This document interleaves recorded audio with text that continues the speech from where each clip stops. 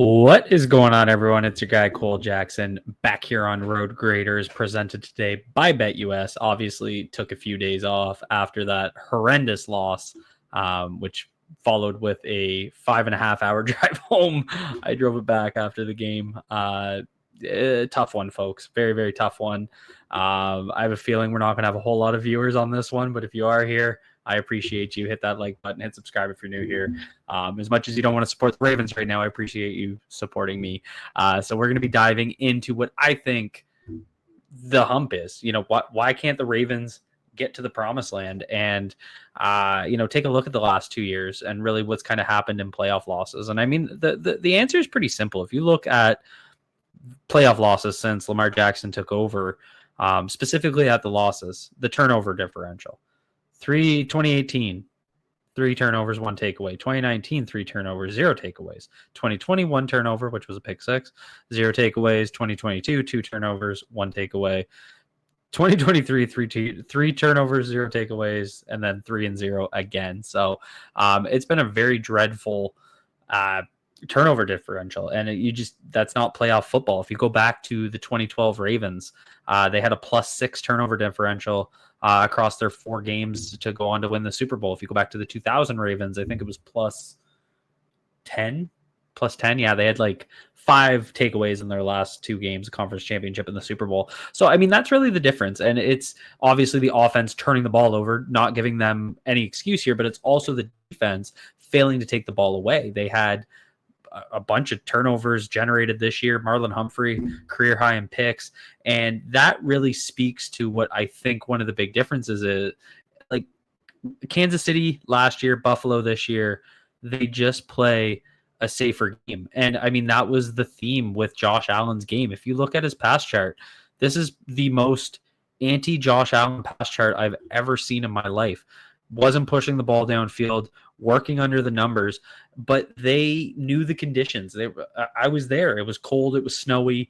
The ball was wet. Like they played simple. If you go back and you watch every time James Cook was getting tackled, arms over the balls, and it was really that simple. And that was the key, right? So according to Next Gen Stats, the 3 turnovers killed them. Total of -36.7% win probability. The fumble 19.3, Andrews fumble 11.5, and then the pick 5.9. So let's take a look. We're gonna look at the last 2 years, really break down kind of what happens, because I think that's to answer the question is how do they get over the hump? I think they need to play smarter situational football, and this isn't just a Lamar Jackson thing; it's the whole team. So we're gonna start here with the pick. You're going to see from the formation, Isaiah Likely motioning underneath. You got Bateman isolated here against Benford in the tight formation. So he's the outside receiver in tight. This is how they lined up most of the game. You can see deep here, Jordan Poyer set up there. They're just one safety deep, right? And this was what the Ravens saw the whole first half. And so watch right here, right off the stop. So right there, Bateman absolutely cooks on his release. So he's going to line up, and he's going to double up in the inside right there, shake him, and now he's got a step. And that's exactly what Lamar sees. And you can see Lamar lock on. And Jordan Poyer, who's playing middle of the field, this is just cover 1. They got 1 deep safety. You can see him start to turn towards the sideline because that's where Lamar's looking. He saw Bateman cook right there, and then the break comes after about 10 yards. So it's just a 10-yard flag. Nothing crazy. 10-yard flag. Boom. So 1 of 2 things happened here. Either Bateman's supposed to get a little bit more depth on this, or Lamar airmails it, ball slips. Because look, Bateman's there, head back to the back of the heads to the ball, breaking here. Lamar can hit this target. You're looking at 14, 15-yard gain going out of bounds, and it's thrown about a full 5 yards over Rashad Bateman. Based on where the safety alignment is, based on how flags are usually run, I think the ball must have just slipped out. I know that's a really simplistic example, or just Lamar airmailed. It doesn't really matter what the explanation is, but it was just an off throw, something that we have not seen Lamar Jackson do this year. 4 interceptions in the regular season, 3 of which were tipped by his pass catchers, and the 4th against the Steelers, which Bateman stopped running his route, which maybe that was the case here. But we just haven't seen these random off balls. It's not a Lamar Jackson thing. It's a tough one, right? And this is the type of stuff that seems to happen to the Baltimore Ravens in the playoffs. It's these odd plays. Now we get into the fumble. This was probably it was just such a game-changing play. Because I mean, you can see where they are. We're almost in the red zone here, and we're driving. We're moving the ball, and the Ravens are going to go with an RPO. So you're going to see right here. Watch the O-line. So the O-line's going to move forward. So when Lamar caught it here, he said in his presser, you can see right there, Tyler Linderbaum, Daniel Falele, they've moved downfield because they're run blocking, right? It's an RPO. Justice Hill was an option, take the handoff, and then you got the check down here and likely. So Lamar said he didn't want to throw the ball because ineligible downfield because of the time wasted recovering it. So he gets the ball and then tries to turn upfield and drops it. Like just dropped it. It wasn't even, you're going to see DeMar Hamlin come off on a blitz off the right here. He just drops it. There's nothing more to it. Hamlin didn't even hit the ball. He tackles him, but he didn't even. So again, you're going to see the line move forward. There's that RPO action right there, and then Lamar but you can see common theme here: one hand on the ball. That's the fundamental problem in this game. We'll look at it here with Mark Andrews here in a second. One hand on the ball. Sure, you don't want to throw it because of the penalty, but when you're going to turn like that, two hands on the ball. Simple as that. Just tuck it and fall over. Situational football, live to, what is it? Live to not die to live to see another day. I'm tired. And then the Mark Andrews catch, and hilarious here because Mark Andrews sitting in zone right here. So you're going to see the Bills are going to drop into zone coverage, and Mark gets lost in the middle of the field over top of that second level. So he's going to sit right there. And it's funny because that's one of Mark Andrews' greatest strengths. This is a great completion. Again, the Ravens are starting to drive. This would have been, they were down 24-19 at this point. So they're only down 5. If you score, maybe they go for 2 points. We'll get to that in a minute. But they're looking at a monumental shift here. And then Andrews sits in zone perfectly. And you can see right here, turn up field. Just go upfield. You just sat down in zone. Why are you moving laterally? Just turn upfield, and you're going to get a couple yards yak. But he tries to cut back. You are a tight end. Situational football. He tries to, and again, he's going to cut right here, and you can't really see because it's all blurry. He's only got one hand on the football. The football's like that. It's tucked under one arm, and Bernard just a 1 in a million punch out.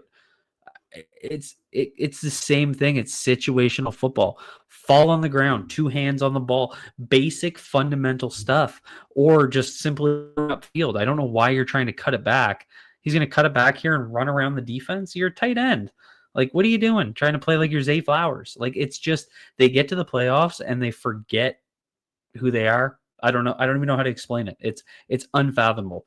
Then you look at last year, the turnovers.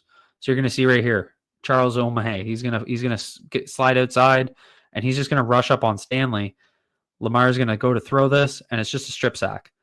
And it's tough. Ball could have came out sooner. Sure, guys are getting open, but Lamar's stepping up to just throw a pass and strip sack. And then almost this Zay Flowers play is almost the exact same thing as the Mark Andrews play, just different parts of the field. We were on the 10-yard line. This is on the 10-yard line. It's 17-7 at this point. You're looking at 17-14, completely different aspect of this game. Zay Flowers is just going to drag under, open middle of the field. Lamar connects. And again, just a 1 in a million punch out. Like, how he got in there to get that ball out is still beyond me. It's no different than Terrell Bernard right here. Like, just the fact that his hand comes through. But again, situational football. So what if you get tackled at the 1? They had Gus Edwards. Not a big deal. It's the little things. It's ball security. It's tucking with two hands. It's all the things the Bills did well. It's all the things you see the Chiefs do well. It's all the things you used to see the New England Patriots do well. They'd sit back, play conservative, and let teams kill themselves, and that's what the Baltimore Ravens do. Then we get into the pick here. You're going to see likely just run the seam. Lamar's got great protection back here, not rushed, triple coverage here. And Lamar, I think, is just seeing backs to the ball, and he's just trying to draw a PI call and just undersells it. Pick. Now we get into the 2-point conversions. Obviously, tough plays as well. This came after a Derrick Henry rush, and the Ravens ran the field the whole time. So, I mean, I remember I was watching the game with Spencer Schultz, and he kept saying you could see guys' air coming out of their face masks because everybody was so tired. So I don't have an issue with them throwing here. I know a lot of people wanted Derrick Henry to run the ball. Sure, you're not going to convince me it's a bad play call. I don't really disagree, but the play call worked. So you're going to see right here, Derrick Henry's going to shift out and watch it how it pulls the defense. So you got Milano down here dropping to the edge outside of Stanley on the left side of the O-line. And then you got Bird and their other linebacker. So as soon as he goes there, Bernard's going to follow, and that's going to open that middle of the field. And then you're just running mesh here. Tylan Wallace and Likely are just mesh. And like you see the Buffalo guy fall. Likely's wide open there. It's just right here. Matt Milano makes a play. Right there. He's going to come off, goes at Stanley, tips the ball. Simple as that. They made a play and we didn't. That's kind of the name of the game in the playoffs for the Ravens. And then the final one, they just sprint out. They sprint out and they basically get 2 picks. You're going to get a little disruption here from Likely, and then Rashad Bateman's going to come in and run that pick. DeMar Hamlin gets disrupted, and then I don't even know. You know, they aligned it here at the far hash to give them more room on the sprint out. You know, there was talk about where the ball placement was. If we pause it right here, the ball is definitely thrown inside, but that's because of where the space is, right? So if you throw it outside, Mark Andrews is going to go out of bounds. So Lamar tried to put it right into his stomach so he could just sit back, catch it. 2 hands on the ball, pull that into your stomach, sit into the end zone, tie game. Simple as that. So, I mean, to get over the hump, it comes down to some basic ball security issues that the Ravens can't seem to get sorted out. And I didn't get the ad read in, but you know, for those still kicking around, BetUS is your go-to for this weekend. Conference championships lines up, ready to go, waiting for you to go over there, get bets in. You can go over there and use promo code YouTube150. You'll get 150% sign-up bonus. You get 125% on your next 2 deposits. Thank you to BetUS for sponsoring. And just to kind of wrap up, you know, to get over the hump, they just need to be smarter situational football players. You know, some have said, you know, you got to move on from the coach. The coach instills the discipline. That's a fair argument. You know, I understand it, but it just seems crazy to me that you get these guys that are fine in the regular season. Look at Mark Andrews. Regular season, he's had 26 drops on 621 targets. That equates to a 5.6% drop rate on catchable passes. In the playoffs, it's 7 drops on 52 targets, which equates to a 19.4% drop percentage. Like, it's not just Lamar Jackson. He's obviously been part of the problem, some of these turnovers. If you take a look at them, you know, obviously the 2 picks we saw in the Chiefs and the Bills game, but the strip sack, you know, not really a huge issue, but, you know, still, again, need smarter situational football from everybody. And that's the problem. You get your best players. Look at the turnovers we just looked at. Lamar, Andrews, Zay Flowers, Ronnie Stanley, making big mistakes, leading to turnovers. In the playoffs, your best players need to be your best players, and the Baltimore Ravens' best players have not been their best players. That's the fundamental issue. Until they can fix that, I don't really know what you want the coach to do. I mean, we can talk about discipline, we can talk about penalties, agree with all you there, but that's the issue that I see. Drop a comment down below. Let me know what you guys think. Hit that like button for me. Hit subscribe if you're new here. Thank you to BetUS for sponsoring this video.